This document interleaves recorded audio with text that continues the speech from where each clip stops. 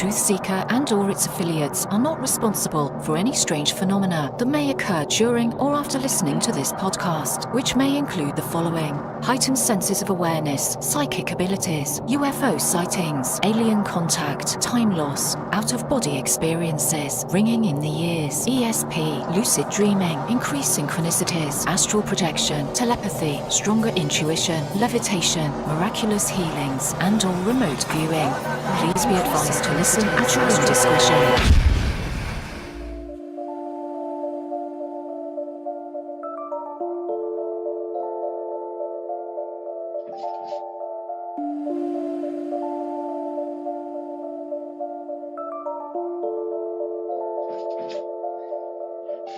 Won't you come and take me away? I just wanna be with you. Won't you come and take me away?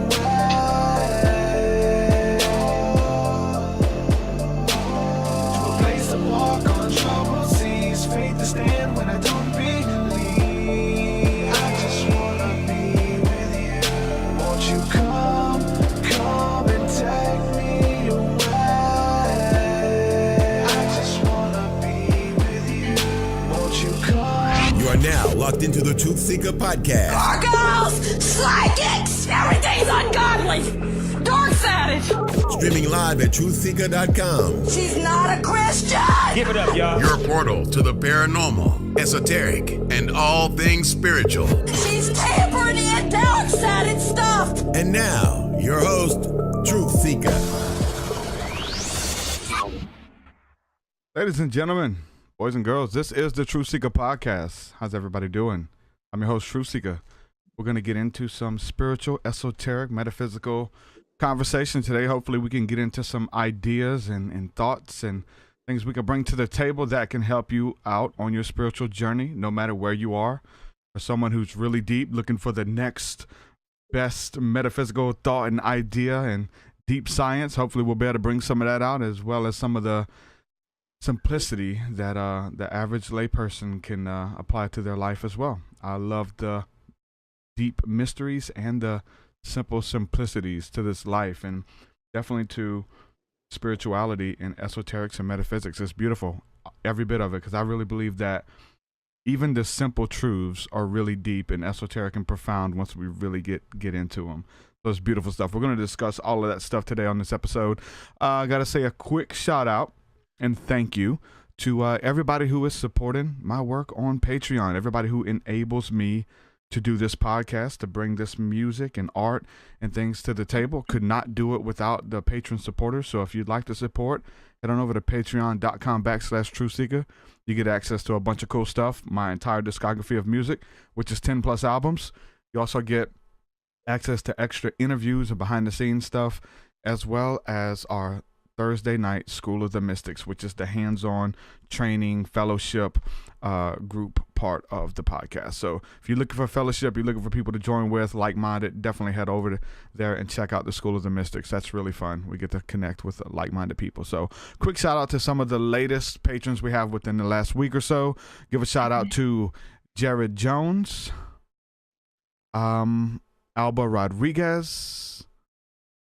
Shout out to, Corianne Mitchell, Alexis Sampson. Thank you guys for coming aboard and supporting the work. Very special shout out to the Diamond Body supporters. We have Noah, Adam Brink, and Benny Ween and family. Thank you guys for supporting at that level. You guys mean the world.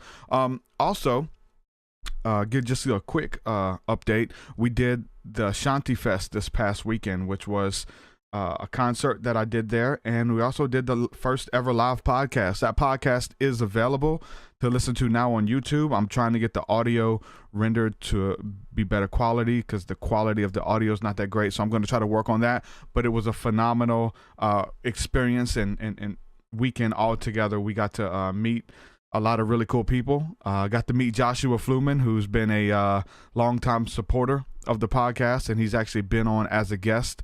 He actually drove up about 4 hours to meet us there at the concert, as well as a bunch of other friends. We all hung out and just had a meeting of the tribes there. So it was really fun to hang out experience that. It's good stuff. So without further ado, we're going to just keep going on. I'm going to bring in today's guest. I'm speaking with Chantelle, Renee.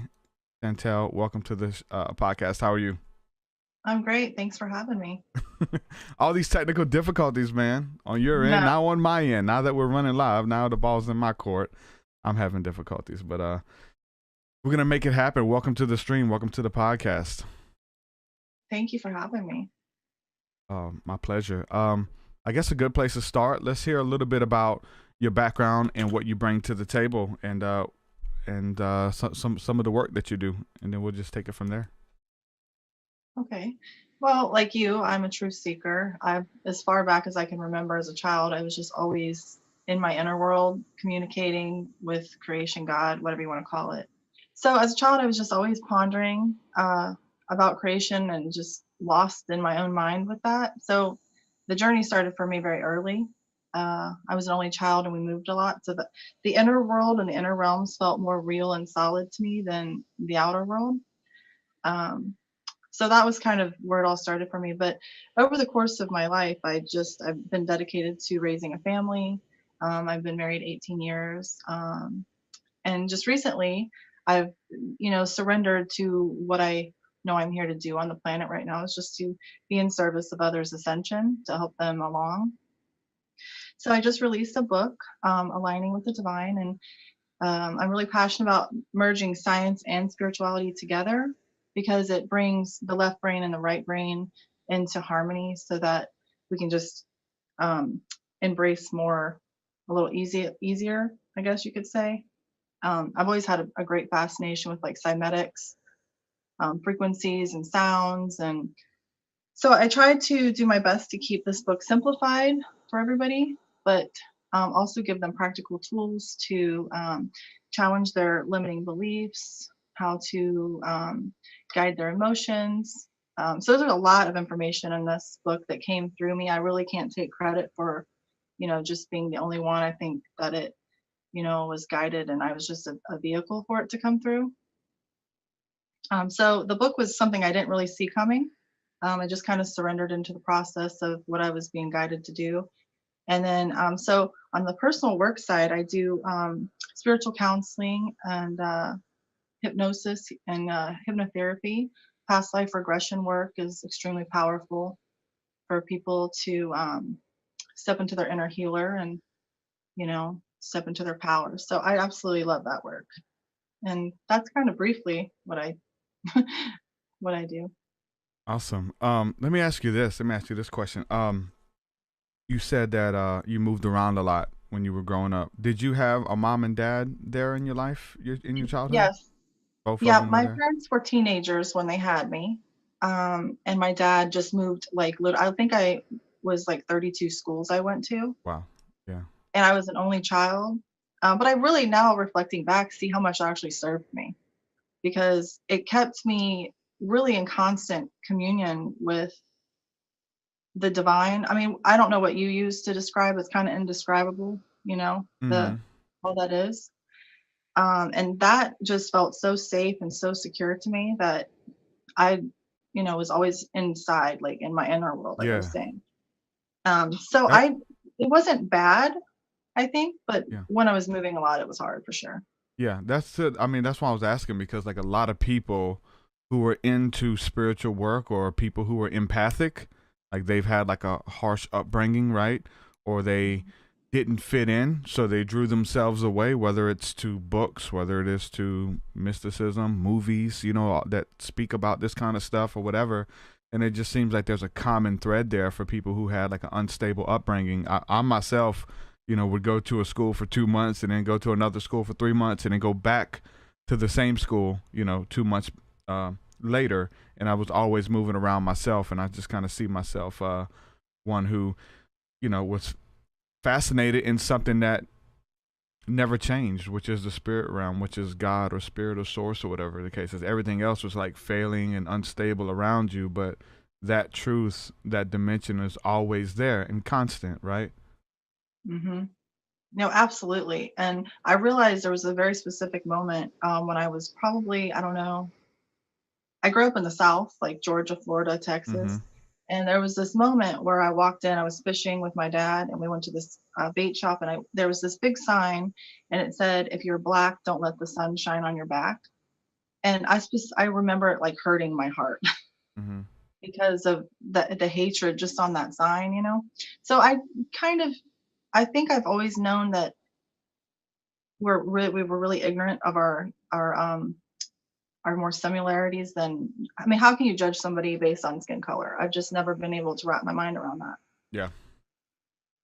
So, and being in the South was hard because there was a lot of that ignorance going on, and, you know, just judgment, and, you know, so that was difficult because I am definitely an empath, and that was hard for me, is being around racism.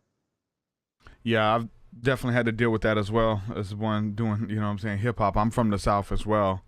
So being like a lot of times the only white guy and a bunch of black guys, Yeah. you know, doing rap groups and even schools or whatever the case is, having to deal with that. And that's always been something I've never been able to see. You know what I'm saying? Never been able to see color. I always judge the person's character. And that's something that kind of comes through as well. We've had to deal with that here in the South. It's insane. I think it's getting better though. Some people are still trying to hang on to that. It's kind of weird at this point, you know, to see this generation trying to hang on to that. It's so far out the window. But yeah, just being empathic, man. Just being with the people who are oppressed, being with the people who are hurting, who are struggling, and those are, you know, I think in the end they really do have the coolest stories, and they are the coolest people, man. People that have been through some type of struggle, right?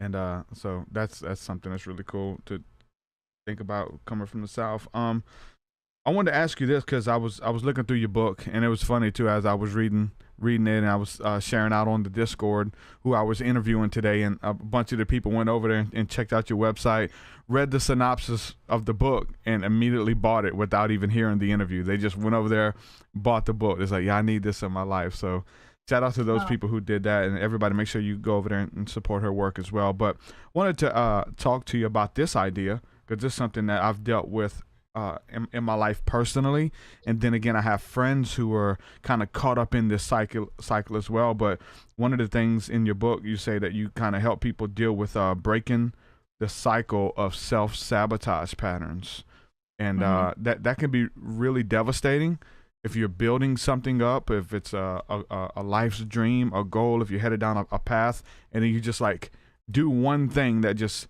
tears it all up or just pulls the platform out from up under it, everything that you've been building upon. I've done it on many occasions, and if you're not careful, you can keep doing it, right? I have friends who have done it, and they've, you know, made a lot of people mad over the years doing it, and they always come back though. That's the thing.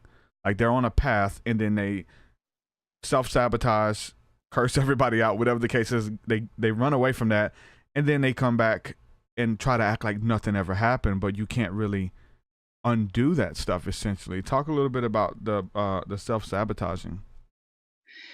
Well, one of the main things that I think that we were definitely not taught to do growing up is to check in with like your thoughts. I mean, our thoughts are incredibly powerful. I think, you know, the New Thought movement kind of addresses that, but harnessing the power of your thoughts and really knowing what you're thinking is one of the most powerful ways to stop that. But it is a process. And so I work with the subconscious mind a lot with people, and we collect, you know, wounds and traumas and negative thoughts. When you're a child, someone says something to you, or, you know, you've been bullied, those collect in our energy body.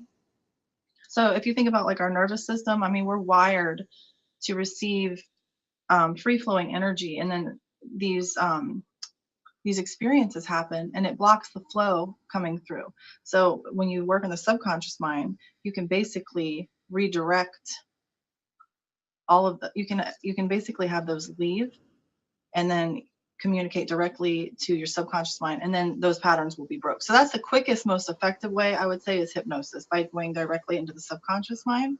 But then you also really have to look at what those blocks are. Why are you sabotaging yourself? Where did that come from? And then once you look at it through the lens of awareness and no judgment, it's really important to be not judgmental of yourself. And then once you look at it, then it's really up to you to choose if you're going to fuel that, or if you're going to fuel your focus of what you really want to do. But self-sabotage also, we also can fear stepping into our greatness. We can fear, you know, achieving something. Mm-hmm. So it's really just inner reflection. We all have to take time to really think about what we want and do that inner work, because nobody else can do it for us. So why do you think people do that? I'm saying I'm really hitting on this because I've done it. So where people would be scared of their destiny because their dreams are too big, or they don't feel like they deserve it, like they want it, but when they really think about it, there's no way. Their family, they come from a family who was in poverty, they didn't go to school, all of these things that are like kind of like weighing against them. Oh yeah, absolutely. So you know what I'm saying? So they feel like they're unworthy. So when they get close to it, they start getting successful or whatever, then they just turn around and destroy everything. Is that pretty much what it looks like a lot of times? Well, yeah, I think so. And, we're a product of our environment, what we grew up with. Like, I mean, if you have parents that were programmed by their parents that, who were in the depression or whatever, it gets passed down to keep ourselves thinking small. I remember specifically a family member of mine saying to me, "Oh, you can't write a book." And I was like, "Watch me." But, so we have to think about like, where we absorb other people's projections, because other people don't understand how they are emitting their inner junk onto other people, and we just take it as truth because we're not in our power yet most of the time. But yeah, I mean, think about even when we don't realize it, like our imperfections offer us reflections. So it just depends on how serious you're struggling. Like, are you struggling to where you have such low self-esteem that you're going out and seeking love outside of yourself from random casual sexual partners, or just you're maybe giving all of your energy away freely, So it's really a circumstantial thing, I think. But yeah, of course, I really recommend working on yourself. It's the greatest thing you can do for yourself as well as for humanity. Mm-hmm.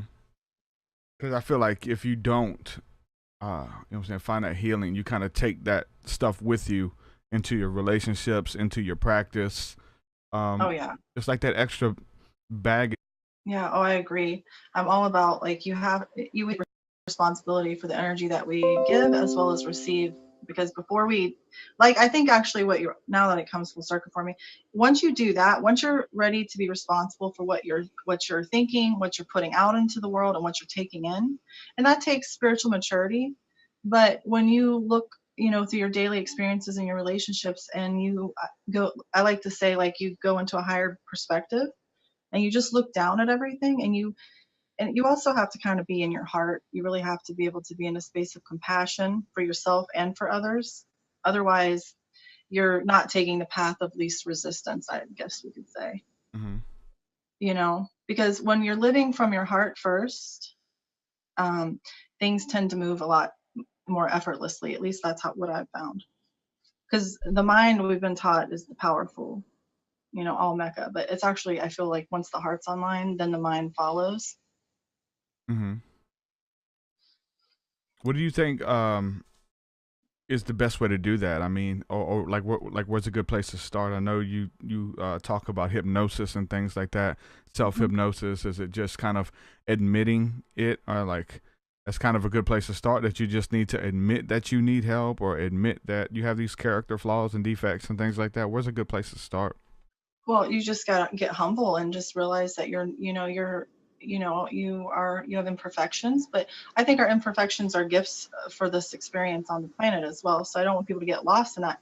But we just have to be able to sit with ourselves in an unconditional space, look at it, and be willing to move into the feelings that don't necessarily feel good. And that's a belief in itself, that I don't want to feel that because it hurts, but life's meant to be felt. So once if you just move through that, whatever is hurting you, it doesn't have any more power. It gets, integrated. So a good place to start is challenging your belief systems. And in my book, I have a worksheet that will take you on a journey of seeing what beliefs you've actually borrowed from society, what you've heard and you've just adopted. We're like very programmable human beings. I mean, we mimic, we whatever we resonate with that moment, we just take it in as our own. So in that section of the book, it helps you to unravel, questions maybe that you won't ask yourself. And a lot of it is that inner work of just thinking about it, because we don't think about it. We're on autopilot. And then we try and then we fail because we don't go deep enough. We start to go deep. But what I found is if you just realize that those things that have happened to us have already happened to us, but we're bringing them into our present moment. If once we look at it, illuminate it, and feel okay with just what happened. With the self-hypnosis and just kind of admitting that you kind of have some kind of stuff going on with you. I think everybody does, right? I don't think that you're a bad person or less of a person because you're dealing with these things that have happened to you. You know what I'm saying? So it's something that everybody has to deal with and come to terms with, right? Yeah, and the cool thing is once you kind of clear up the disharmony within you, you can navigate your life and go through experiences and not get attached to things. Things can just move through you. You don't have to cling on to stuff. It's when we cling on to things that causes resistance, I guess you could see in the quantum field.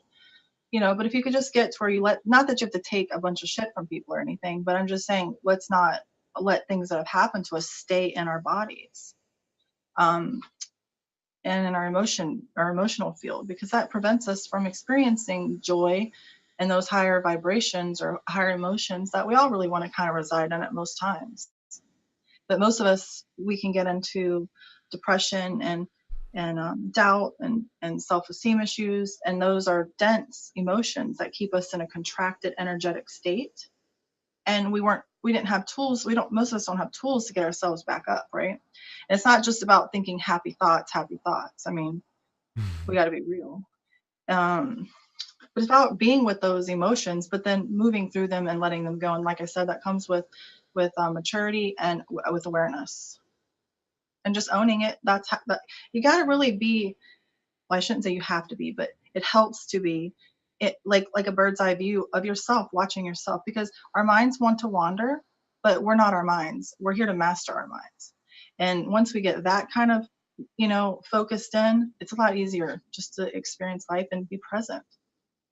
Because honestly, I mean, being present with peace in your heart, isn't that the ultimate ideal? Yeah. The message I got some years ago was heal yourself and then heal the others, or essentially heal the healers. Like I was doing a lot of private consultations and stuff as well. And everybody who was coming to me, for the most part, they wanted to do something similar to what I was doing. Like they all wanted to be healers. They all were empathic, or they had angels that you know what I'm saying, come to them, and all of these crazy things that were happening to them, and they just wanted to make sense of it all, and really to talk to someone who was, on that same level, that same playing field, and pretty much know how they can step forward and walking in their destiny, but they know they're dealing with, those things or whatever. So like everybody I've had has been very similar experience, maybe like attracts like or something. But have you noticed that too, that a lot of people who come to you, they want to be healers, they want to use their gifts and things like that to heal humanity?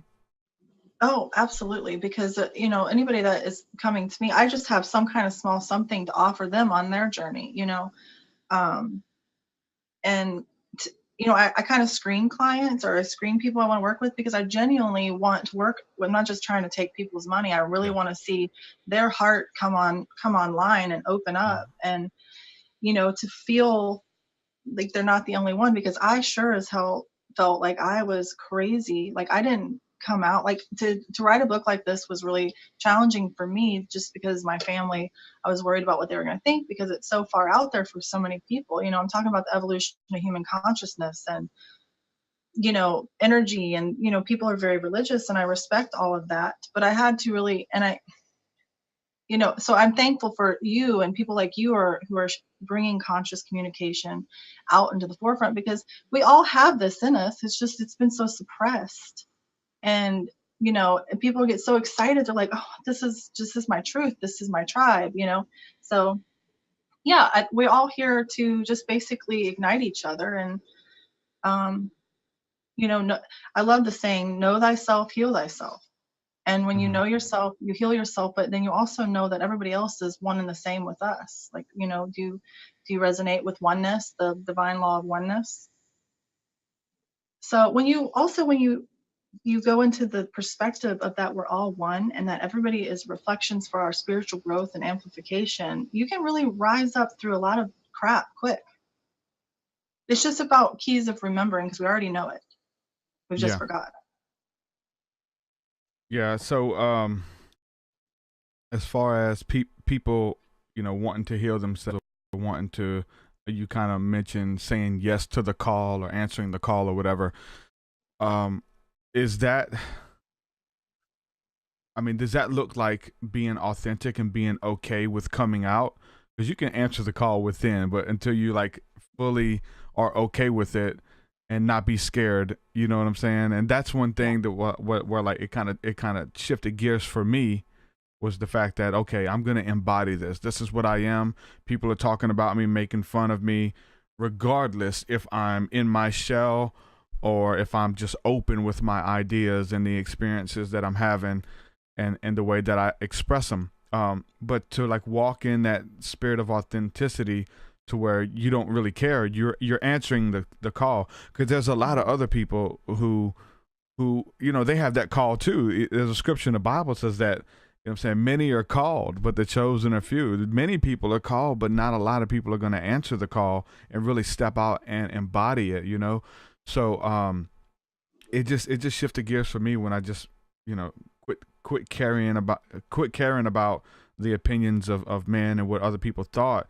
And I literally, it was like night and day, to where stuff just started opening up and people, you know, getting healed and, chains falling off of people through you being open. Because it's like, you have to kind of play the hypocrite if you don't, because you got to kind of act like you don't believe certain things around certain people, your boss, your mother, you know what I'm saying, your family, your friends, your in-laws. Hey, I seen you on the internet and you're talking about aliens approaching you, right? Okay, what do you mean? How many aliens was it? You know, at the family gathering. Or the boss calls you in the office and says, tell me about these aliens. And they got a doctor. Or mind worried about what other people thought. But I'm so glad I pushed through my fear, because that one little 3-minute video or whatever impacted so many people. Yeah, that's the thing. You don't want to look at it, but human nature, you know, you try to look over, see what you can see. And for me, it ended up biting me on the butt, because I was looking into the other realm and trying to reach my hand in there, see if I can grab something, and something reached back and grabbed me, and it wasn't good, you know. But I've dealt with that as a teenager, like dealing with those demons and the demonic and stuff like that. But now, on this side, everything's good, though. Oh, I'm sorry. Go ahead. I was just going to say, do you feel like they attach themselves to you? They definitely did early on. I've been exploring the whole thing, like I was saying, like having that encounter at like 4 years old. There's a lot of people who have had those encounters when they were younger, and that's what I've been exploring a little bit with people, is the fact that it's almost like that realm tried to mark them or to scare them and keep them away from their destiny. Most of them are like people who are obviously it's going to bring about a fascination with the other side, because you encountered it at such a young age, when most people don't even believe that it's real. You've already encountered it at the age of 4, 5, 6, whatever, you know. So it puts this weird feeling within you, you know what I'm saying, whether you pursue it or not. But I've been talking to people about the fact that they were almost like marked already to do something big, and then that other side, like the negative forces, were like trying to scare them away from doing anything spiritual or getting into anything that seemed outside of the box, if you will, you know? Yeah, well, they feed on fear. So they want to create that. Yeah. Yeah. Well, I'm sorry that happened, but I think it also served you while you're, you know, so awake now. Oh, it definitely did. It's so weird, because, and I've been trying to, you know, grasp the concept, even from a Christian perspective, of like, you know, we're always talking about casting out demons and casting off negative energies and entities off and out of people, but which demons were sent to serve you. You know, which situations were in your life because you needed to be taught a lesson. There was some character flaws and character defects, or some doors that you opened up yourself. That, you know what I'm saying, that came in. So this idea of which demons do you rebuke and which ones do you learn from, right? Obviously, I think you learn from them all, even if you rebuke them or cast them out of somebody. But I don't think it's always just, hey, come to the healer and we're just gonna, you know, say this prayer and they're gonna be gone. Now that happens, but I think it really takes the person walking in discernment and say, hey, you gotta learn these lessons that are here. You keep doing the same thing over and over, open up the doors to these types of relationships, these types of forces in your life, or whatever the case is, and you just keep doing it over and over. And it's really not good to try to cast them out, especially from like a biblical perspective, without learning how to clean it up.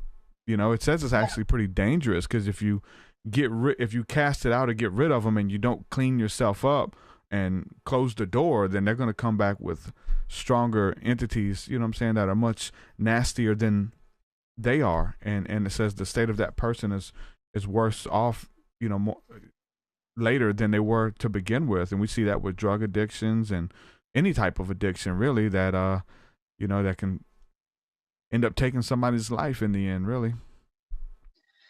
No, absolutely. I think that, you know, it serves us well sometimes. And I know that's hard for like the logical mind to understand, but it serves us well because it allows us to strengthen the light within. And it moves us to have to step into our power and to ignite our, you know, our inner beingness. And I know that you're Christian, or pretty much. Or you just kind of at all. That's another story. I'll just share my version of Jesus, if that's okay. So Jesus, for me as a child, I was born on Easter, so I was always very interested in, you know, this beautiful man. And so Jesus, to me, basically taught me directly. He said, what they seek in me is already within thee. And I don't feel like he is going to save us. I feel like he already gave us the tools to save ourselves. And it's really got to just be the inner work that we do. So like once you've been doing the work, and that's why you're able to cast your demons out, because you've expanded the light within and there's no room for them anymore. Yep.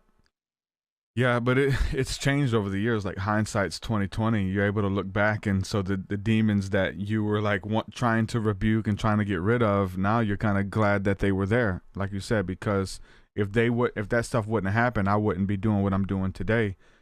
You know, if I wouldn't have those experiences or those encounters, you know what I'm saying, to live to tell about them, and I wouldn't change a thing, you know, on this side of it, like having the wisdom of that and having the empathy for people who are going through similar situations or whatever the case is. That's what it gives you, you know, it's a sense of empathy, that you actually care to help people, you know what I'm saying, where they are. And you have the knowledge and the wisdom and the empathy, that the love, you can't do it without that. Most people don't care, you know, that other people are going through stuff, but if you've gone through it, there's something that you identify in others who are dealing with the same type of struggles and things as well. Well, most people who don't have compassion is because they're really looking through just their ego lens, which ego is great, serves us well, but they don't see how actually connected we are. So it's just a state of where they're at, you know. But yeah, that's pretty interesting. And you probably felt really crazy, like even sharing that with people, probably, right? Did you share it with your family? Were they okay? Like, would they believe you, or? Well, it took a long time, right? Because you're a little kid, and then it took like, you know, talking about it at like sleepovers and stuff as a teenager. Hey, anybody ever had this happen? And then someone's like, yeah, I had that, or oh, I've seen this, or whatever. Watch the documentary on it, you know, when you're young, and you're like, oh wow, so something's up. Like, I'm not the only one that's had these kind of sleep terrors or sleep paralysis or whatever. And I remember my sister told me several years ago that she was dating a guy, and they were just having one of those deep God talks or whatever. Hey, do you believe this? What if the universe is this? Those kind of talks. And she mentioned to him that I had that encounter as a kid. A demon woke up with demons on me and stuff or whatever, and he started crying. And she's like, why are you crying? He said, because I had the same thing happen to me as well, but I've just been too scared to tell anybody. And this dude's in his mid-30s, and he's never mentioned it at all. He just suppressed it. He thought he was crazy, or thought that he made it up, or some kind of crazy thing. So when, just the power of just being open, right? And just letting people know that they're not alone. That's just in that quick example. The guy, found out that he wasn't crazy, just in the midst of a conversation about it. No, absolutely. People, I love the saying of, we are the students of life and the teachers of its lessons. So I think it's just great when you can share your truth, and, but we judge ourselves. We've put those, like, I don't want to say it because, people think we're crazy. I totally get that. Yeah. Trying to figure out how to phrase it, or that's what we've been talking about lately, just coming up with ideas. Like, hold on, like, how did you get that download? Like, how do you articulate the download? And there's so many ways that we can, right? And a lot of people, I'm not convinced that everybody knows as much as they even pretend to know. Like, yes, I met with the Orion Council of Light, and I met with the Arcturians, or the Palladians woke me out of my sleep and told me this messages and stuff. And I believe and understand downloads, and I get them, but to say, like, exactly these are the beings from this planet or star system or whatever the case is, like, it gets a little squirrely for me even too. From, like, whether you want to say, well, even, just with our terminology of source, God, spirit, the universe, Jesus, God, the Holy Spirit. Which one told you? Jesus told me this, God told me this, and then the Holy Spirit told me this. And they're like, it's really the same life force essence. I feel like it's communicating with us, and you can put whatever you want, your name on it. It gets really squirrely to really, because they sound the same. We've been exploring this idea. Okay, well, what do they sound like? Like, but it all sounds the same. A lot of times it sounds like you. They speak with your own dialect, right, in your own voice, and to say, like, this is what it is. Because I've been stargazing and had telepathic communication. I've been in prayer and had that still small voice. I've been, I've seen UFOs and had that communication as well. But it all sounds the same. It's this inward dialogue that communicates with you and things, and finding the ways to articulate it without sounding too crazy. Like, you can sound as crazy as you want. I can easily, say that I'm talking to aliens, right? I'm looking at UFOs and they're communicating telepathically, or I can say they're angels. I'm communicating with angels. Well, I had these angels appear to me in the night sky, or the angels told me this, to say that. So it gets really squirrely on how crazy we want to sound, because all of this stuff is it's interesting, and it does sound crazy to even come out and even admit this stuff. But, like, some people don't want to sound crazy as other people, so that they don't talk about it, right? Unless they're in, like, a private conversation versus being on a podcast or in a song or something like that, Yeah. I always like to guide people to challenge everything, question everything, because there's always more truth to be unfolded. So I like that you feel that way too as well, because if we really want to be honest, who really knows anything? Well, that's the thing about starting your brand or your school or your cult or whatever the case is. Like, you have to act like you know it all. So you have to, like, pinpoint it and say that was the Arcturians, or that was the Orion Council of Light, or that was, simply put, God. God doesn't sound as sexy as some of the other things, so we got to change it up. We got to say it was the angels, which it could have been. Like, it gets really squirrely, and and I've had so many encounters and so many crazy mystical experiences with entities and synchronicities and stuff like that, which I believe that's how they speak as well. Either they or it or the gods or whatever, the angels, the archangels, the ascended masters, whatever you want to call them, they speak through everything in life, but trying to articulate it can be squirrely. Yeah, some things just really are best felt and not said. That's why, like, in the midst of it all, I love to have these conversations and to just see what have you seen, and kind of hold it up against what I've seen and what I've experienced, and hold it up against my 150 guests I've had on this show, right? And just kind of, I'm saying, see a picture, and see who's telling the truth, and at that, and just see what kind of stands at the end of the day. But really, at the end of the day, it comes down to practicality. Like, how can you make this ascended knowledge practical? Like, how can you help someone who's struggling with addiction? How can you help someone who, because a lot of these people can't. A lot of these people don't have even the desire to, and there's that empathy or whatever. They don't even have that. Like, they're just doing it to, whether it's to sell books or to kind of go on Gaia TV and sell lectures on this stuff that they can make it up as they go, versus having something tangible. Like, look, these practices work. And that's one thing which kind of I wanted to have you on here, because of your book. You have it all mapped out where it's really tangible. It's not just some crazy out there ideas. It's stuff that literally works for people. Yeah, that's what I really tried to do, is to, and there's a lot of like worksheets. So it helps you, like I said, know thyself. You got to get to know yourself, and then you can heal yourself. And like, I don't like to preach any one thing. I like people to step into their own creative potential, their own creative mind, whatever. What are your beliefs? This is what I have to offer, but what resonates with you? And I also like to remind people that we know the truth that by the way we feel, Mm-hmm.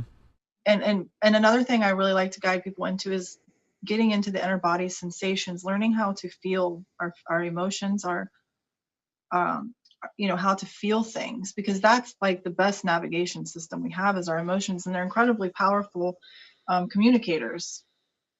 So I think emotions, like human beings, if we need to learn anything, it's how to manage our emotions and how to be with them without pushing them away or clinging on or projecting garbage onto other people. I think that's like really a powerful way to start, is learning how to feel, because we numb ourselves, we drink, we smoke, we whatever, But then when you actually can be kind of clear and comfortable in feeling, I mean, it's pretty amazing. We're in these human bodies, we have these sensations, we have, you know what I mean? We just don't tune in. We're always so obsessed on the outside, but there's a lot of magic that is within us all. Yeah, that's one of the biggest things, because a lot of these, we've been talking about this a lot lately too, but a lot of these groups, whether it's Christianity, sects I've come out of and stuff, and then maybe even some of the Gnostic or like hyper spiritual groups that kind of deny those feelings, right, or those impulses, or even just like the sides of like your humanity, that you do like to have fun, and you like to go play putt golf with your family and go see a movie and go have a good meal or whatever the case is. And so those don't seem as as spiritual as meditating and astral traveling and communicating with the angels or whatever the case is. And so like a lot of people will kind of push off just to like the very essence of their humanity.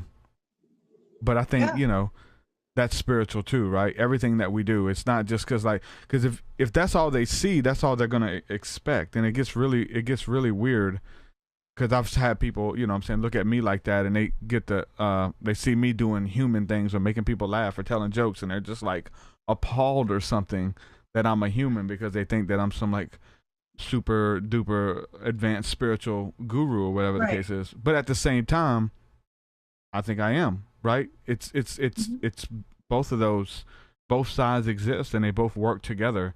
It's not just all one or all the other.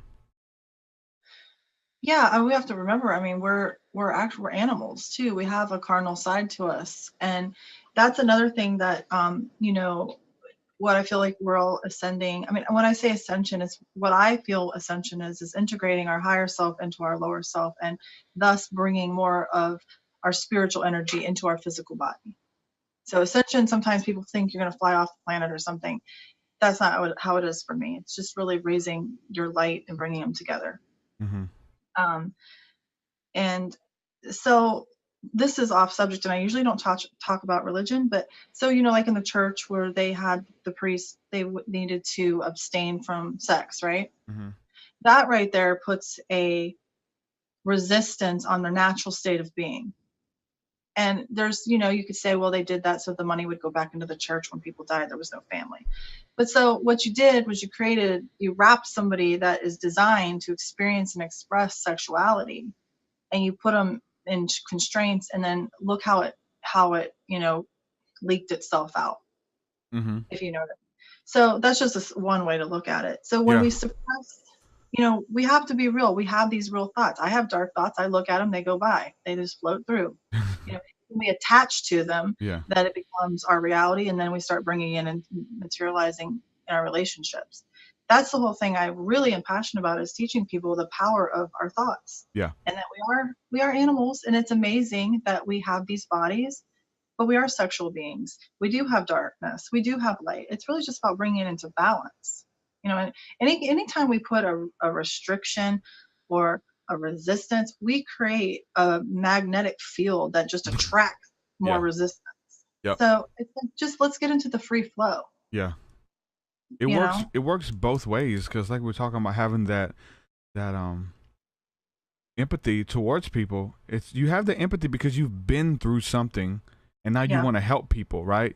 So you're looking for people, like you resonate with people who have been in abusive relationships. You resonate with people who have been on drug addiction or pill addiction or whatever the case is. Like, you seek out those people because you know how to get them out of it. You know how to share your story, what worked for you. So you're empathetic towards those people. You start looking for them. And then on the opposite side, the opposite spectrum of, like, you know, the preacher side, or the Catholic priest side of what you're suppressing or you're acting like you're against, secretly because you're struggling with it, or you're like dealing with it. And so a lot of those preachers who are against homosexuality, just where they're just always vocal, gays, what, you know, we got to get the gays, you know, all this stuff, and they're just always like that. They're the ones who are caught and, you know, having gay prostitutes with them. You know what I'm saying? Like, well, exactly. And, you know, like when you hear like Black Lives Matter, Cops Lives Matter, all that is doing is creating and fueling separation. Mm-hmm. Like, that irritate. I don't watch the news, and that's why, because it's just so, makes me irate. When you do that, it's like a beacon of more of that emotion. And, but yeah, it's exactly what you were just saying. It's just like, yeah, what you're against and what you're vocal about is usually, you're amplifying it. You're amplifying is usually what you're hiding within, and you got to act like, I don't like gays. Is really you're really, inside you have a, you know, you might be gay, you don't know it, and you've dealt with exactly. And it's the same way for those people like who like, I'm real big on. I mean, we talked about it today about being authentic and the power and the deliverance that comes with being authentic, and I'm passionate about that because I went through it and it works for me. So I'm genuinely going to try to reach out to people and try to help them and guide them and let them know what happens when you become authentic and you quit caring about the opinions of those around you. When it comes to walking out your destiny, you know, everybody's destiny is different. Like, some people are content where they are. They don't want to go deeper. They don't want to, you know, take that step of faith or that leap of faith into their new job or their new career full time, doing what they love to do. They're okay changing tires. They're okay changing oil or working at the factory or whatever. Everybody doesn't have that zeal within them to be free. Some people have given up on it. I think that if you have given up on it, you can always go back and recapture it. But everybody doesn't have that same drive that, you know, you have to kind of go out there and, you know, be almost like that superhero. You feel like your story is supposed to matter, and you know what I'm saying, leave a legacy of helping as many people as you can and have fun while you're doing it. Like, I think that's what it's about, really. You know what I'm saying? Yeah, that's true. I'm actually going to be going on, and see, for me, I had a lot of resistance taking money. Like, I'll be very honest. Like, it was very easy for me to have a business, a product line I developed that has nothing to do with spirituality. Yeah. Okay. I'm still sharing on social media like I do, and I'm doing this business. Okay.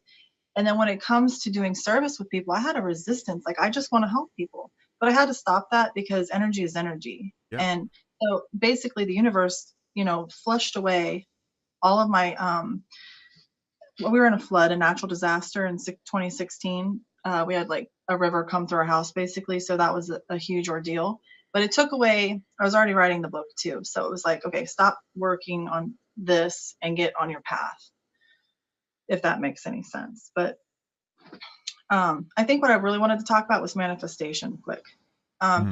Because, you know, that's huge in the community. It's all about manifesting this. I want the big house, the big car.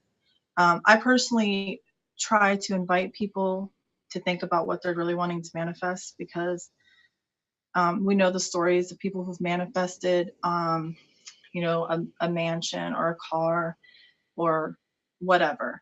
And at the end of the day, they're lonely and empty in this big house with a fancy car. So I really try to inspire people when they're doing their manifestation and they're trying to get clear of what they want to experience in our life, to think about,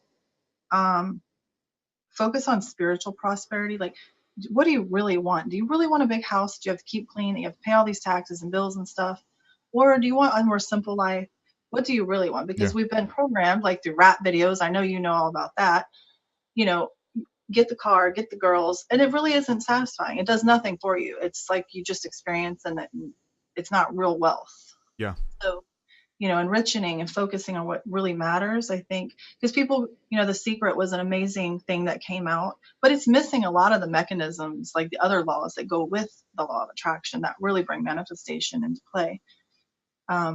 So I feel like when we're a manifester, if we want to focus on what makes you feel good when you go to sleep, you have peace in your heart. Like you go to sleep and there is not a care in the world, right? Isn't that like the best feeling? Well, you know, people are stressed out all the time. Like I remember, look, I remember almost like in school when I got in trouble, or like when I was working at my job, like it was just weird. And I put up with this for years, my whole adult life almost, where you don't want the weekend to end. Friday, you're having fun. Saturday, you think about it. Tomorrow's Sunday. Sunday, you wake up, man, gotta go to work tomorrow. Oh my God, I gotta go to work. And there's this weird hypertension there, and you're scared.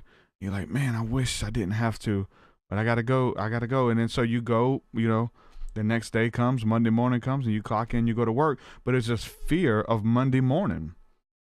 You know what I'm saying? And you couldn't go to bed just at bliss. Okay. You didn't, like, as the sun's going down, you're like, dang, I gotta go out to work. You know what I'm saying? I used to feel that way about school. And then for work, my entire adult life, this weird fear. And and there's a lot of people who feel that. Oh, absolutely. And so if you want that to go away, like that can go away, like that feeling can go away, like whether it's just to be content at your job and be there and kind of work it until you open something else up, you definitely have to do that. But as far as simplifying your life, like I have a lot of people who look at what I'm doing, or the whole full-time thing is always something that's really,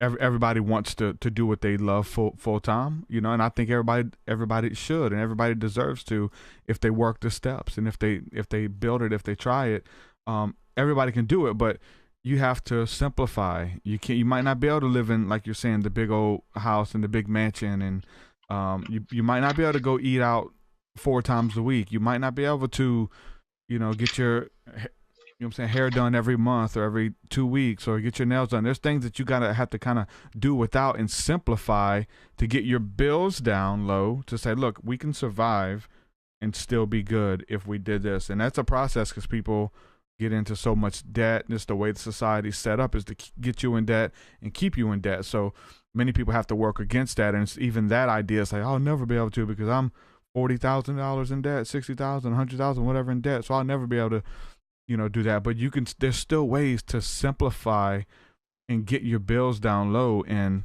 get a smaller house, get a mobile home, whatever it is. What's worth more? That feeling of being scared, like, man, I don't want to go to work, man.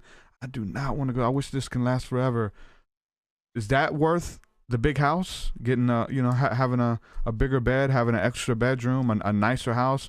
Or is simplifying, living more meek and more humble, but getting to wake up and do whatever it is that your heart desires, to actually make a paycheck or make a living doing. The money's probably going to be a lot less starting out until you can get on your feet and do your business and your branding and stuff like that. But for me, there's really no price on that. There's no price. Like, what do I have to give up to do that, right? And I did it, and I'm doing it, and it didn't come easy. It doesn't come easy. It is a step of faith, a leap of faith, because you're told this, and then there's that fear as well. You got the parents, and you got the in-laws, and everybody. Oh, you're doing what? You're quitting your job to do music? Really? Well, there's another job over here. They're hiring. It's like, no, this is my job. Like, I'm doing this, and I'm sustaining myself. You know what I'm saying? And that whole journey. But I believe that if people want it, they can do it. You can do whatever the hell you want to do, and they should do it, right? Yeah, absolutely. And and not everybody can just, drop their jobs, but it's like you said, take baby steps towards moving in that direction. Don't watch TV one night and go in there. It's all about building momentum. Write a book and finish a book was like, and I did it through a flood. It was all about just small intentional steps pushing it forward, because it can be overwhelming when you say, oh, I want to quit my job and go here. People don't know how to get from one point to the next point. It starts in little baby steps, phone calls, Yep. Emails, calling people. Logos. Yeah. Yes. I mean, just moving the energy forward, and then you'll be surprised how much it'll manifest for you. But yeah, we acquired like $200,000 in debt because of the flood. We didn't have insurance. But it was really kind of magical because it wasn't at the time, but I was writing this book and I was able to practice everything I wrote. It was like I was being called for. Like, girl, you gonna walk what you're talking here. So, and things worked out beautifully. I mean, and we were in a camper with 4 people and a cat that was dying and dogs. And so, I mean, I've been where I didn't have anything before, and then we got back to it pretty quick. So, but yeah. Well, then, I mean, therefore, it kind of produces in you, whether it's from that or from having humble beginnings, but it produces in you a gratitude for everything. Like, I have. Yeah, that's it. Totally, that's a superpower. Yeah, it really is. When that's the key. That's the key to everything, though. It is approaching it with that totally attitude. Agree. No, that's like if you can get that moving in your body, that energy, and you can raise your frequency, not to sound sciencey, but you feel that in your body and you admit it. Because I did have a moment, I was cooking out of a crock pot and I had to wash the pot. I was in a camper. Our house is flooded. It's a construction zone. And I cooked something in a crock pot and I was out. It was hotter than hell. It was like 110 in Louisiana. And I'm cleaning this pot out with a garden hose, and I didn't have a scrubber because everything's just gone in the garbage. It's just disaster. And I'm like, this really sucks. And then I was like, wait a minute. I caught myself. This comes from awareness. Yeah. I said, I have electricity to run this crock pot. I had food to put in the crock pot. My kids are still safe. So you lift yourself out. Yeah. And it just changes everything. So yeah.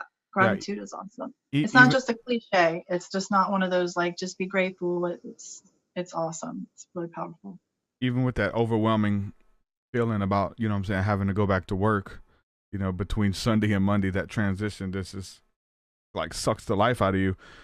There's a way out of that too. You have to have that game plan, but you have to kind of approach that with gratitude as well, because like I got convicted because I was feeling that way, or I would be on the job and what am I doing here? I'm not supposed to be here. I got a destiny I'm supposed to live up to, and I'm here, doing this or doing that or whatever the case is for 40, 50 hours a week, and I don't get sleep, and there's no way I can do what I want to do and stuff. So you get overwhelmed, but I got convicted. I was like, man, this is something I asked God for this. Like this job is an answered prayer. Like I remember where I was doing a much worse job, nastier jobs, a lot harder physical manual labor, and I prayed to God for this job. Please give me this job. Hope it goes through. I went to the interview. So this job is an answered prayer, and now I'm complaining about an answer, something I prayed to God and asked God for. That's awesome, right? So that kind of changes your perspective. It's like, look, man, this job is a blessing. There's people who would even kill for this job, and then kind of go back and look at the other jobs that I've worked that were bad jobs. They were jobs, but You know what I'm saying? It's all part of that alchemy, though, going from Mhm. one level to the next until you're doing what you're supposed to be doing.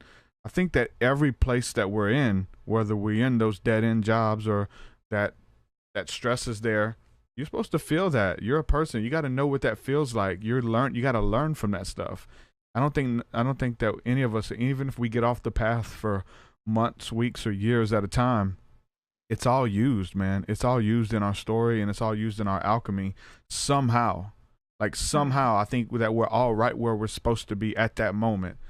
And wherever that desperation comes in, that you want to get serious about your life and about your dreams and what you want to bring to the table, and your dreams are too big and there's no way you can do it. There's little ways that you chip away at a time. Most of my music, I got 200 songs under my belt. I probably wrote 170 of them on the job, like working. You know what I'm saying? Right. So there's something you can do. You know what I'm saying? There's something you can do, whether it's send that email out, pull out your text to speech on your phone, and you know what I'm saying, write your book while you're driving to work. I used to do that. I'd be driving to work, but that hunger in me, I don't want to go to work. I want to turn around, but I'll pull out that phone and say, let me just start writing. Let me just start creating something, you know, bringing it to the table. You got to fuel your passion. You got to put energy towards it, or it's never going to take off. So that's great advice. Mm-hmm. For sure. Yeah, it's super spiritual stuff. Then, like I said, it comes back down to being real practical.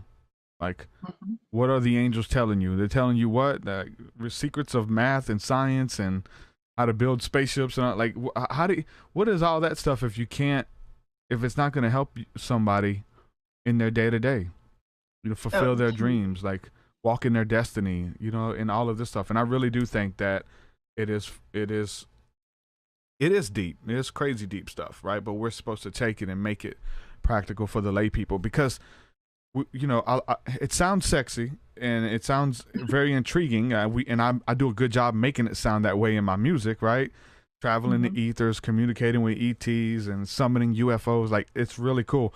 But it makes people want to do it, but we have to come to terms. Even if they want to do it, that's one thing. But then they don't have to do it. Like, you don't have to fast for 3 weeks and then have an angelic being approach you and then tell you this, and then it changes your life and it's a message. You don't have to do that because we've done it. Like, we've been through the trauma. You don't have to be in the abusive relationship.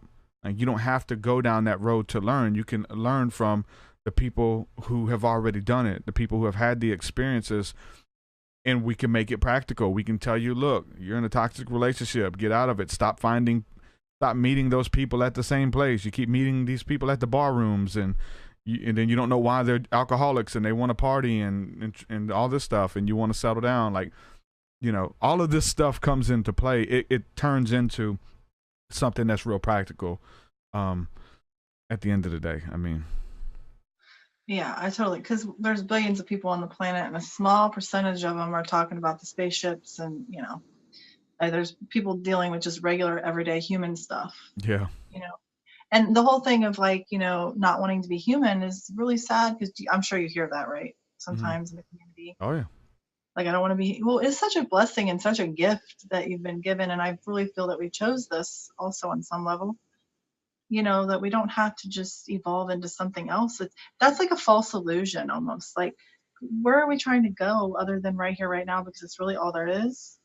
You know, I think we get in this trap of trying to arrive somewhere when there's no place to arrive except to be fully present in the moment. Whether that's at the job you're at or you're in the moment moving towards what you want to experience in the next moment, it's moment by moment by moment by moment. Because we all get this, you know, and we visualize and we do this, but it all happens right now. And I think the baby steps help people kind of click it into gear that moment by moment, it's choice. And choice is the most powerful thing we have. And we have to exercise it. Yep. That's what it's about. Just making those choices, making the right choices day by day. And if you have a bad moment and you think negatively, oh, well, you're in a new moment right now. What are you going to do with it? You know?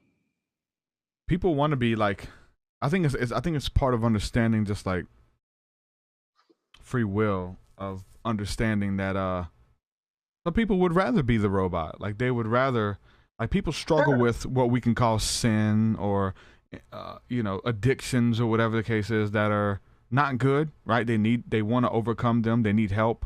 So they're just asking, pleading for help. Part of that help is showing resistance, showing self-control, maybe starving it out, right? When it comes to like worshiping God or worshiping the creator of with that essence, it's the fact that you have a choice. It's a choice to do that. You're not a robot. You don't have to do that. Like you have a choice whether you can give in to your addiction, and that's gonna birth an outcome. If you keep doing it over and over and over and over, it's gonna birth an outcome. Or if you deny it, you say, you know what, I want to do that, acknowledge it.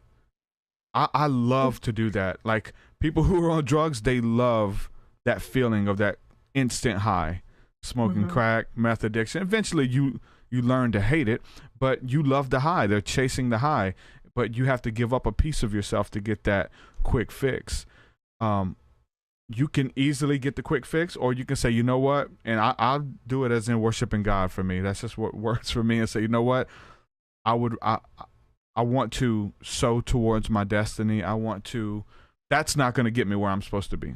Whatever that addiction is, whatever it is, it's not going to get me where I need to be. I know I have to give that up to get to where I'm going, because I can't bring that with me.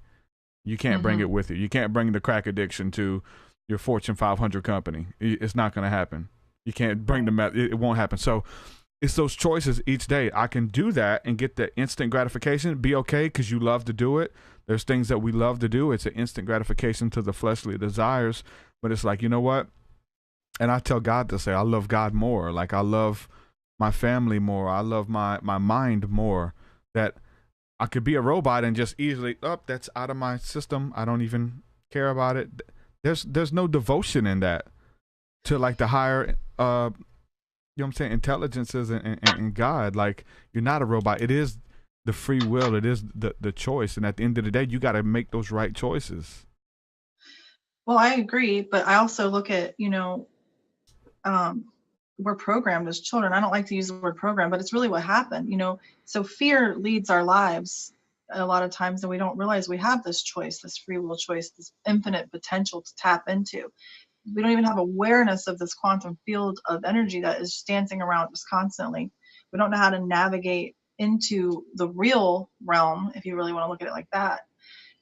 We're taught to think small, or, like my kids are in public school, but when they come home, I keep them open and keep I do my side of things at home.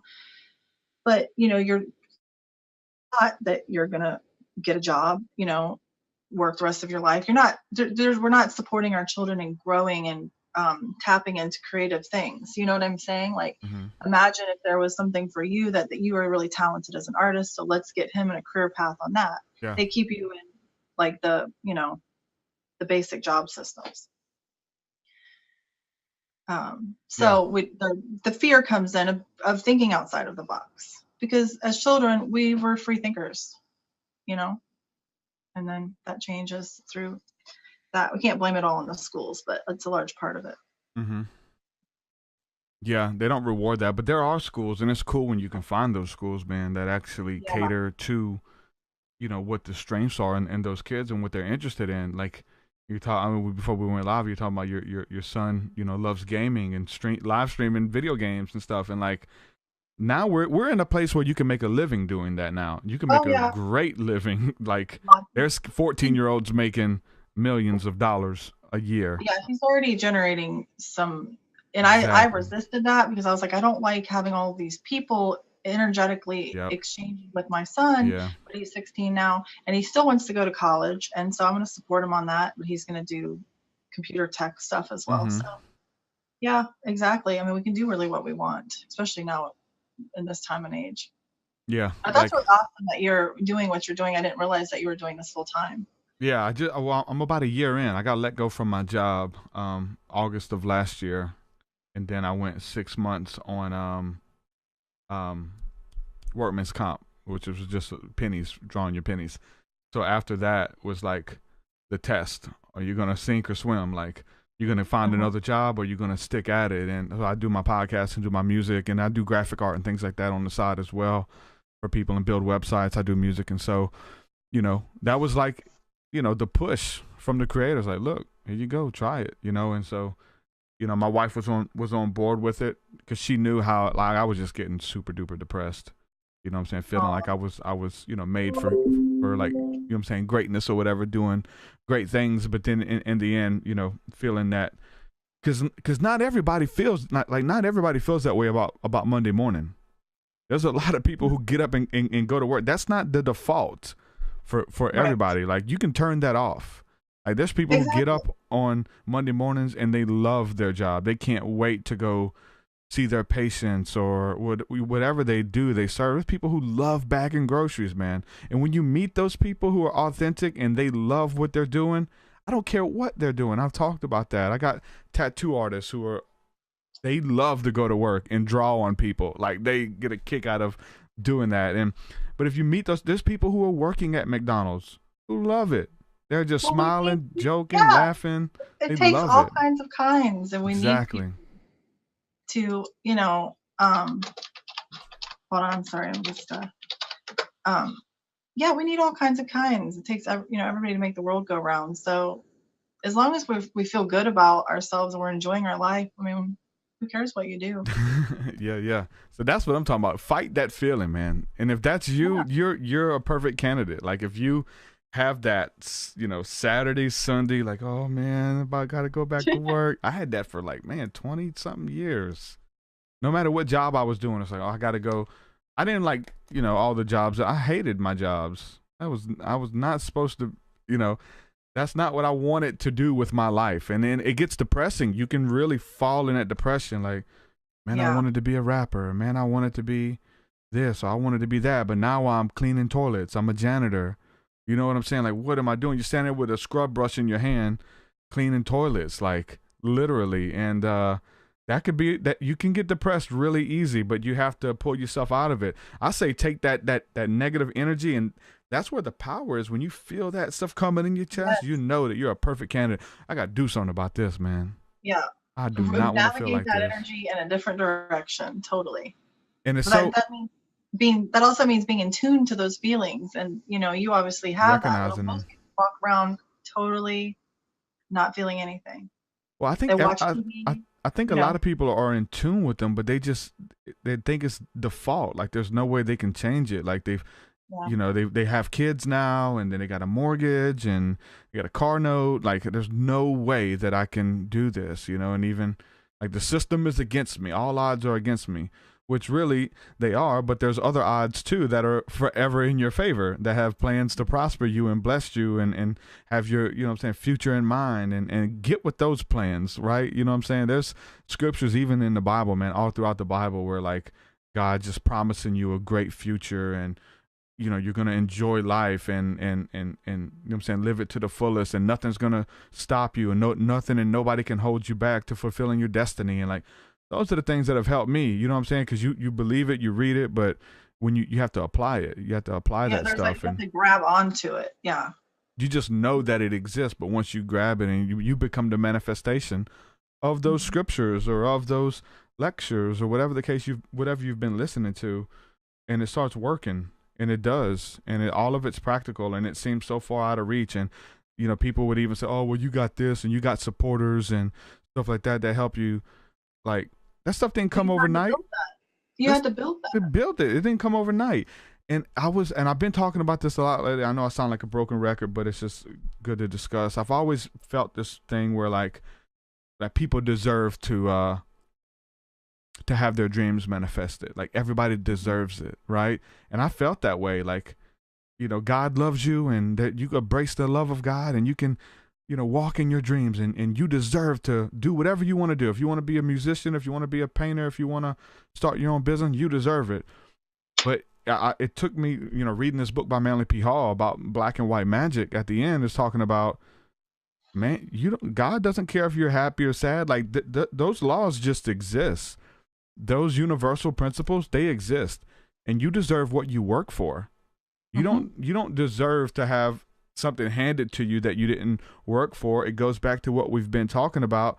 You're not going to be grateful for it. you're not going to be grateful for it because it was just handed to you. You're not going to care about it. But this now, I protect it. I'll fight for it. I'll fight you for it. You know what I'm saying? And I paid for this, man. You know what I'm saying? And everybody, there's a piece of you in it. Like nobody has seen like those hours of studying and research and sweat and tears. Literally, that's a notion. Sweat and tears, like literally crying over your dream, sweating for your dream. Blood, sweat, and tears. Literally, is like the magical ingredients to make it happen. Have you cried over your dream? Yeah, I have. Do you cry with people? Do you cry with broken people? Yes. Come on, man. It's blood. It really is blood, sweat, and tears to make this stuff happen. No, absolutely. And one thing I think that's also really important that I like to remind people is that like self-love has to be there. If you don't believe in yourself, you're not going to be able to move into those directions. It just will not ever happen. So learning to love yourself unconditionally, and that might sound cheesy and cliche, but that's where it all starts. You got to fill that well up first, then it will just come out, and then you know what I'm saying by that? Like if you don't believe in yourself, the universe is going to reinforce that. You can know how valuable you are too. Like I know that I have something amazing to bring to the table, and I do it pretty good. But there's this, you can get caught up of wanting somebody, what we call, to put you on, right? Even with me, like there's other podcasters who do stuff similar to what I do, and they have a bigger reach and they have a network, and it's like, man, can I join a network? And you're waiting to join a network. You're waiting to get put on. You're waiting to get retweeted. You're waiting for a record deal. And that stuff might never come. You may never get added to the network. You may never get a record deal. You always want that one person to hear you, or that one person to partner with you. It may never happen. Like you have to build it for yourself if you want it bad enough. And so just sitting there knowing you have something to offer, be like, if they knew, and that's how you feel, like if they only knew what I can bring to the table, man, I would be a great asset to their company, to their business, to that podcast, to this. I would even, like, as a guest on this show, people are watching, and so many people want to come on. I wish I can come on the podcast and talk to you. Well, I'm never going to know unless you email me, right? You actually have to do something to like manifest it, right? Practical stuff. Like it starts here in the ethers, in the mind. Man, that would be awesome if I was on his show, and then it would bring awareness to my brand. It would bring awareness to my music or to my book, and man, I could do that. But you got to pull it out the ethers and practically do something. Practically get on your Facebook or your email and send me a message. Like you make it happen. Yeah. Put energy behind it. You just got to do that. Otherwise, you're going to sit there and say the same thing for 5 years.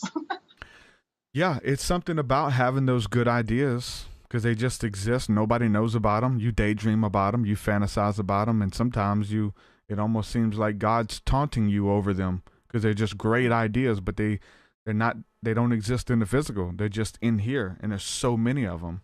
And the true alchemy, what I call the true shamanism, is to really go into the ethers and be able to bring it out, be able to go into the dream state and pull it out and manifest it into your reality. And you can do that, but it takes the dream state, it takes spirituality, manifestation. All of those things are beautiful, and I really do think it starts with a lot of that. But then it comes to, okay, when I wake up, what do I do? How do I? Yeah, choice and action. And that's what your book teaches, right? You bring it back down to, is that a good way to put it? That it talks about going into the ethers, or seeing yourself healed, or seeing yourself embodying as if it already is yours. I mean, I say it in a lot of different ways, but I really focus on the feeling the spiritual prosperity first, because oftentimes you're chasing something that's just going to pull you further off your path, but there's lessons along all parts of that journey. But yeah, there's a scripture, and it's pretty cool. It's John 3 John chapter 1 verse 2. It says, "Dear friend, I pray that you may enjoy good health and that all may. Let me read a different version. Mhm. King James version. It says, "Beloved, I wish above all things that you mayest prosper and be in health, even as thy soul prosper." So I think Yeah. that's a good analogy as far as that the outside look like the inside. That it starts with the inside, prosper in your soul, and then it's gonna start transforming the outside. I had a friend of mine, he was pushing 400 pounds, and it was on a psilocybin encounter that we both walked by the mirror. We was walking outside, and we stopped and we looked in the mirror, and I said, "What do you see, man?" He's 400 pounds. He's like, I see a somebody who's obese. I need to lose weight, and I don't like the way I look. And it's like, well, what do you see on the inside? And he's like, I see someone who's, genuine, who cares, and things like that. And so, like, let's focus on getting the outside to look like the inside. Really good person. Because on the other side, you see people all around you who it's the opposite. On the outside, they're made up. They're stunning. They're the most beautiful person you've ever seen. Got the right makeup. Body's great, whatever. But on the inside, they're dying. They're dead. They're what the Bible calls. It calls them dead sepulchers, like a whitewashed tomb. You're like a grave, like a tomb. There's nothing on the inside, nothing of substance there, but on the outside, it looks great. You know what I'm saying? So to really be able to embody what's on the inside and manifest it on the outside is what it's about. Because I know you want it. I know you think about it. I know you dream about it. You dream about it so much it drives you mad, right? Can I read something real quick? Yes. I chose to close my book with this quote. That which you have will save you if you bring it forth from yourselves. That which you do not have within you will kill you if you do not have it within you. And that's the Gospel of Thomas. Mm-hmm. And if you let that resonate, is exactly what you're just saying. Mm-hmm. That was, I think it was on that same psilocybin encounter that we went. It was the fact that I went and seen a healer. We went and seen someone who did Reiki healing and did guided meditation. And then we went to a float tank and then had psilocybin or whatever. It was just a men's retreat, and it was amazing. And I had this real deep desire within me after the meeting with the lady, the energy healer. I was like, I want to be a healer. I was just overwhelmed and consumed with it. I want to be a healer. I want to be a healer. Mm-hmm. Then I'm having this inward dialogue with God. It's like, no, you don't want to be nothing. You already are. You already are a healer. If you keep wanting to be something, you're always going to keep chasing that. You want to be it because it's already within you. We just have to focus on bringing it out, creating it. Yes. And it's already there. You don't have to, that's the kingdom of heaven is within. You don't have to look for anything outside of yourself. You don't have to buy anything that they're selling you. Everything is within for you to go within and experience and encounter the depths of God, the depths of the spirits, and the depth of who you are, and to really embody that. And so when I understood that, it was like, man, I don't need anything outside of myself. And then begin to show me different ways about how I heal people through, whether it's being empathic and being a man of prayer and putting healing modalities in my music and all of these types of things. Like, you already are this and you're already manifesting. If you want to do this, I begin to give steps, like going within, getting the steps. And I pulled out I started writing stuff down. That was 4 years ago now, I think it was. I've still got the piece of paper folded up on my wallet of the steps that I was given to make that happen. And you're not becoming, you already are. It's the fact of just bringing it out of you. No, absolutely. So I guess it'd be a good place to end. I really enjoyed it. Go ahead and tell people where they could check out your book and check out your latest work. Well, thank you. I really enjoyed our conversation too. The best place I would get it is on Amazon because the hardcover is now the same price as the paperback, and and just look up Aligning Divine, and if you're gonna order it, I would do the hardcover, and also it's on ebook or Kindle too. Awesome. Make sure you guys check that out. I'll put a link to purchase that in the description as well for you guys. And make sure y'all check that out, support her work. And did you give your website? www.chantelrenee.org. That easy. ChantellRenee.org. Chantelle, I appreciate you coming on, hanging out with me today. It's been a blast. Thank you so much. We'll have to do it again soon. Yes, thank you. It was a pleasure. All right. You have a good one. You too. All right. Bye-bye. Bye-bye. Chantelle Renee, ladies and gentlemen. Really enjoyed this episode. A lot of technical difficulties. I'm sitting here looking at my internet the whole time, and man, the upload speeds, it's going in and out. So I'm sorry for the technical difficulties. Hopefully, once I seen that happening, I ended up recording this on the cloud. So my download was great, 150 to 180 download. That's really fast, but download means nothing when you're uploading, broadcasting. You need to have at least 8 to broadcast HD, and I had anywhere from 4 to 0, and it would drop out. So sorry about those inconsistencies. Hopefully we'll be able to get that fixed here soon, because I got some really cool interviews coming up. So I did record this. Hopefully I can piece together all the audio and make it sound good, and you guys can watch it again later. So I didn't have any blips or any mess ups from her end. So if you're listening and it was in and out, I recorded it. I also recorded the last interview that I did, that kind of the same thing happened. So I need to get to the bottom of that, see what's going on with these people. So with that, man, I enjoyed this interview. I hope I don't sound, I think I will though. Like I'll say, I hope I don't sound redundant. I hope I'm not too repetitive. Like, I know I say the same things a lot. I say the same things a lot in my music. You begin to repeat yourself over and over. The message hasn't changed. Like, it's still the same message from day one. So there's nothing, I don't know, like, I have so much within me that I'm trying to articulate and get out. I would be a spoiled brat to keep wanting more. I'm still receiving more, but I'm not like, I'm trying to be a good steward with what I've been given, put it that way.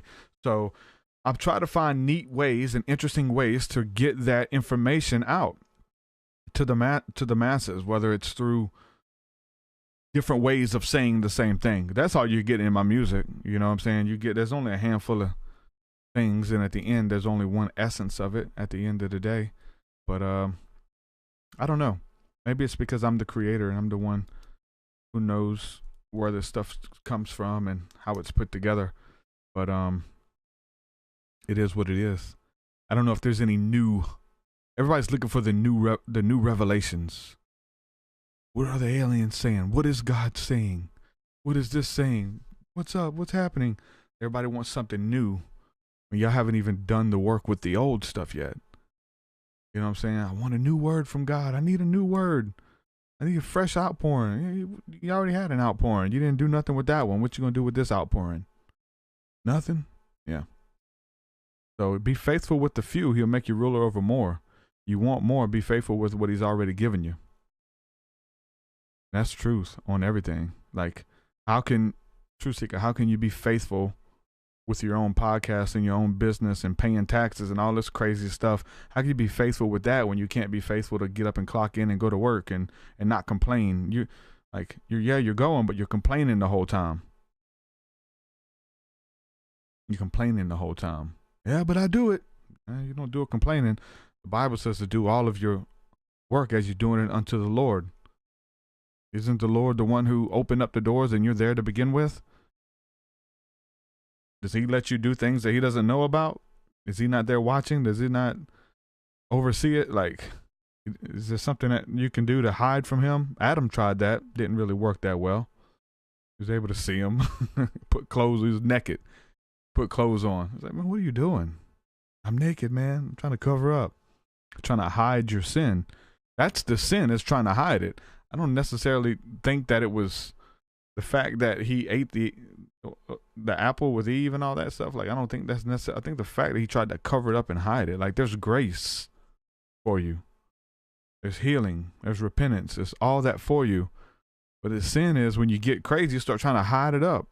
Premeditate it. You have to go kill the animals and take the skins and all, and you had to make that stuff when you easily could just walk in forgiveness, walk in love, and confess your sin. Look, I screwed up, God. I'm sorry. Do you still love me? Yeah, I love you, man. I made you. I knew you was going to do it, right?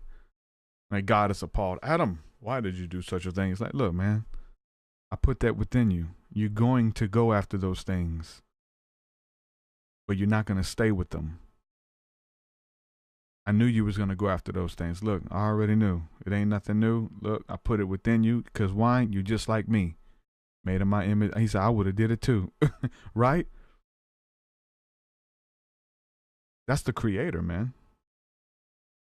But the sin is when you're trying to hide it. You're trying to cover it up. The sin is the premeditation. The sin is the second look. We talk about this a lot. The sin is the second look. The sin is not like you driving in your car and you look at a woman and you just you notice her voluptuous body and you immediately, wow, she's really beautiful. That's a beautiful woman. Like, it enters your mind. The sin is if you keep entertaining it. Like if you keep dwelling or you keep trying to take a peek or you keep looking back over your shoulder. And a lot of times you have to consciously make yourself not look. I mean, it's just the thing, man. It's so crazy. It's like, it's a mechanism in the way that we're built. You want to look at that thing that's kind of odd, the thing that's off on somebody, right? There's this lady at the sushi restaurant, and she's got her boobs pushed up real big and spandex and she's busting out of all of her clothes on purpose, right? And you can't help but notice her. She's a good looking woman. And they're in your face, right? And there's these women, you have to like consciously tell yourself not to look at their boobs because they pushed up in your face and you're trying to make eye contact. Hi, I would like to get the Bama roll, please. Making direct eye contact, but it's something in you, not even the lustful thing, right? Not even that you're like, oh my God, they're just so, not even that thing, but the thing that's like, this is weird. And you just want to look at it. Trust me, it's the same way. I have friends with jacked up teeth. And they have brown. One tooth is brown, one tooth is yellow, the next one's brown and black. And when I'm talking to them, it's this weird telepathic thing where they know that I'm looking at their teeth and I'm trying not to. Don't look at the teeth. What's wrong with your teeth? Hey, how are you? Damn at the teeth. Damn at the teeth. You're trying not to look at the teeth. You're trying to maintain eye contact. So it's not about the big boobs in your face or the messed up teeth in your face. Something within us that we're like, we look at the things that are different. You know, something is going on.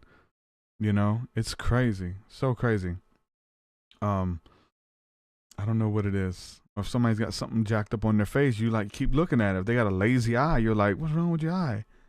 You're trying to like look at their nose, but and that's even weird. This gets totally next level crazy because they know you're looking at it, right? Or it becomes like you can discern that they know. You know that they know. And you're trying to have a conversation with that person. And they know that they're like trying, those chicks, they're just trying to get you to look at her boobs, right? And you're like, I'm not going to do it. I'm not doing it, right? It's crazy. Spiritual warfare out here, ladies and gentlemen. It's all part of it. It's all part of it. Staying conscious. Don't let the devil get you. Don't fall victim. Like I said, it's there's a good song about that too, man. If you guys want to listen to it, it's by Casting Crowns. It all starts with the first look. We'll try to. I think it's called Slow Fade, man. I'm gonna read these lyrics, man. Because this is so good. It's like it starts with that first thought. Now, we get those thoughts. Chantelle just told you she gets those thoughts. I get those thoughts. We all do. We're not exempt from it. When the Bible talks about spiritual warfare, it's talking about those lofty thoughts that you're having, that they come. It's when you dwell on it that it begins to give birth to the next thought. And Kenny posted a comment here a little while ago. He said that your life is based off of choices, right? And in each choice, and you're just responding to the previous choice that you made, even when they're bad choices, right? You start making all these bad choices, and you're like 6 months down the road responding off of still being affected to and making choices based off of a choice you made 6 months ago. You're working at a job, looking for another job because you signed that resume and went to the interview. That was a choice that you did. So everything is based off of choices. And I don't think it's the first sin. So anyway, this song, Slow Fade, I'm not going to play it, but I'm going to read the lyrics. Be careful, little eyes, what you see. It's the second glance that ties your hands as darkness pulls the strings. Be careful, little feet, where you go, for it's the little feet behind you that are sure to follow. It's a slow fade when you give yourself away. It's a slow fade when black and white are turned to gray, and thoughts invade, choices are made, a price will be paid when you give yourself away. People never crumble in a day. It's a slow fade. It's a slow fade. Be careful, little ears, what you hear. This is good, guys. When flattering leads to compromise, the end is always near. Be careful, little lips, what you say, for empty words and promises leave broken hearts astray. It's a slow fade when you give yourself away. Next part. The journey from your mind to your hands is shorter than you're thinking. Be careful. If you think you stand, you just might be sinking. People never crumble in a day. It's a slow fade. Be careful, little eyes, what you see. Anyway, be careful. It's with your entertaining. It's in garbage in, garbage out. It's not what goes into a man that comes out, but what comes. It's not what goes into a man that defiles him, but what comes out. But if you're putting in garbage, more than likely that stuff's going to regurgitate someplace. I remember when I first came to the Lord and was working on renewing my mind. For the life of me, I was tormented by Master P lyrics. Tormented by Master P lyrics. I could not get Master P out of my head.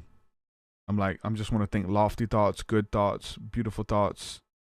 And all I'm thinking, and it's just replaying over and over in my head for days, man, because I had filled my mind up with those thoughts. They're like second nature, and it just comes up.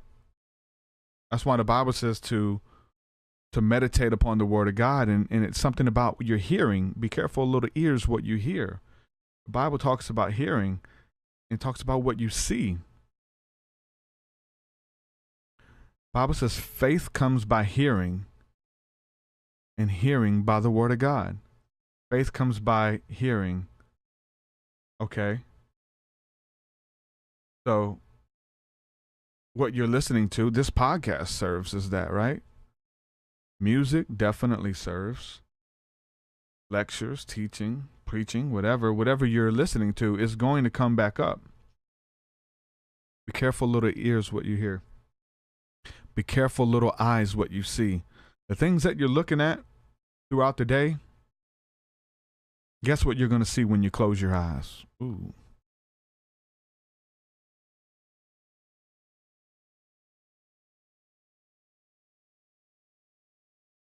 It's going to come back up. Garbage in, garbage out. What you're beholding through the eyes, your eyes are the window to the soul. What you're beholding is going to come back up when you close your eyes. Trust me. Job said this. He said, I've made a covenant with my eyes that I might not look upon an evil thing. Then he went on to say, if I happen to look upon this evil, if I happen to look upon this wickedness, may it not cling to me. Cling to me. How is looking at something going to allow it to cling to you? Because sometimes you have no choice, right? Wow. About the first times that you've seen a dirty magazine or a pornographic film or something. Most of us, when we were little, like, we just were digging or plundering or found it laying out, whatever the case is, like, it does something to you. Like, so you're like a victim to that. You don't really have a choice at that time. But then we're talking about earlier, like, what I'm doing now is based off of choices or experiences, moreover, that I had when I was 4. I'm doing this because of encounters I've had in the spirit realm when I was a kid, right? Just because one experience led to the next, one question allowed me to dig and ask another question until you go deeper and deeper and deeper and deeper. Then things just kind of start making sense. The same way when it comes to maybe those pornographic images that you've seen and entertained when you were a kid. You think that this is what sex looks like. You think that this is what love looks like. You think that it's supposed to be casual. Like all these people in these magazines, in these movies, they're having sex, and they go on one night stands, and it's casual, and you're responding to something that happened to you when you was a kid. It was casual. It's okay. Do it with as many people as you want. It's fun. Whatever. You don't know the implications of this stuff. And people are still responding later into their adult life from something that happened to them when they were 4, when they were 7, when they were 11, 12, 13, 16, 20, whatever it is. You're responding to life off of a belief, off of a pattern from an experience that you had, which wasn't even your fault to begin with. So you're essentially the victim. That's why the Bible talks about renewing the mind, man. We got to renew the mind. Get those thoughts out of there. Cast them down, it says. Every imagination and high thing that exalts itself against the knowledge of God. Anything that goes against your greater good. Anything that goes against that which is true and beautiful. Don't entertain it. You have the power to do that. Don't entertain it. Because it leads to patterns, man. Destructive patterns in your life. It's deep. It gets deeper. I'm not even going to go into a lot of everything about sex, spiritual attachments, marriage. Sex is marriage, biblically. When you exchange energy, the Bible says the two become one flesh when you come together like that. The Bible also says that he who joins himself to a harlot becomes one flesh. There's science, secular science, proving this. New theories that you retain the DNA from all of your past sexual partners. You don't just forget about that. Many of you fast and pray to forget about those things, and it still doesn't go away. That's how powerful it is.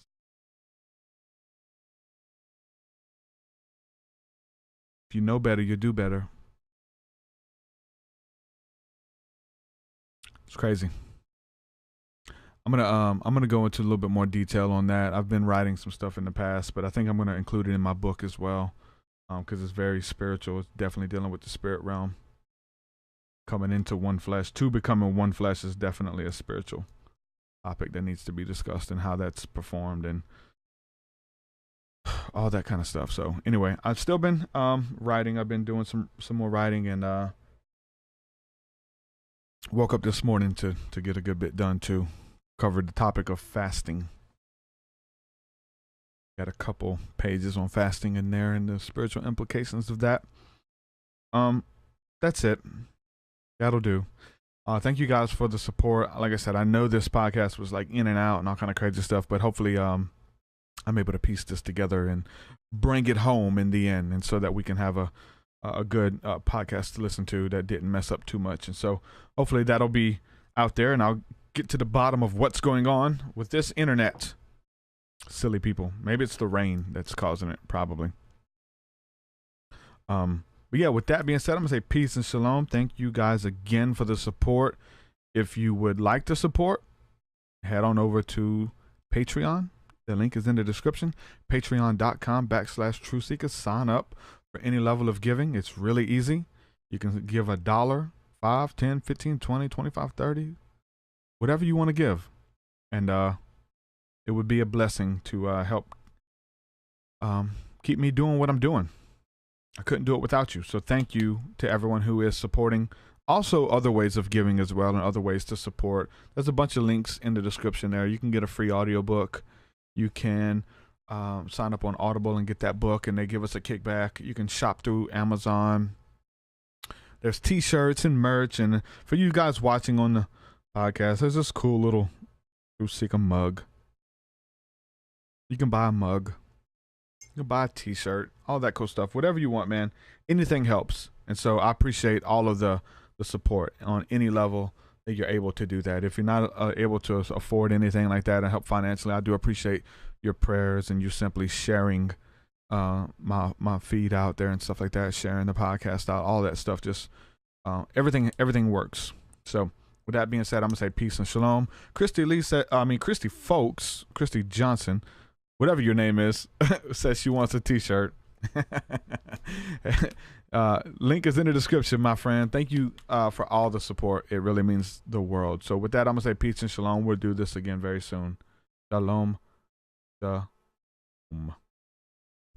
Your way so much higher than mine, so much higher than mine, so much deeper than mine, so much deeper than mine. Well, that does it for this episode, folks. To hear more episodes of the TruthSeekah podcast, head over to TruthSeekah.com. And if you're wanting to support the show and get rewards, go to our Patreon page at patreon.com/TruthSeekah.